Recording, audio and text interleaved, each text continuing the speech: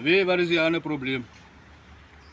Jy is so ver gegaan dat jy tot evens my werk ook wil saboteer. Deur te sê ek tik. Maar weet jy wat?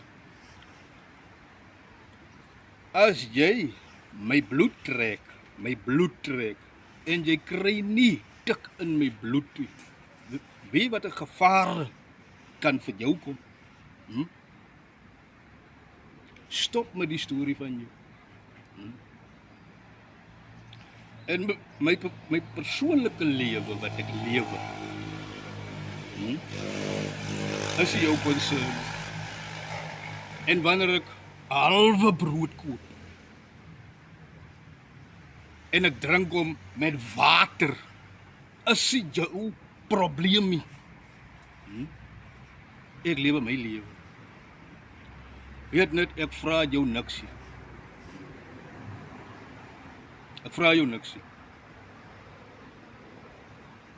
En daai mense wat ek by bly, luister gou mooi. Daai mense wat ek by bly, hulle het laaf. Hulle het laaf. En weet jy wat? Hulle het my geaccept. Nie soos jy, wat my nie wil accept nie. Jy gossip. Jy maak stories, scenario's maak jy. Ja, en is hulle ou storie van jou. As jy my wil leer ken, jy sien my elke dag, man. Elke dag.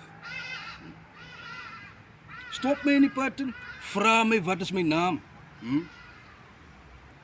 Dit is hoe jy my ken.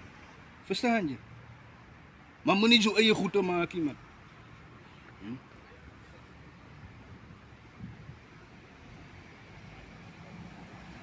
Die goede wat jy sê, ek is nie enigsins van die goede wat jy sê nie.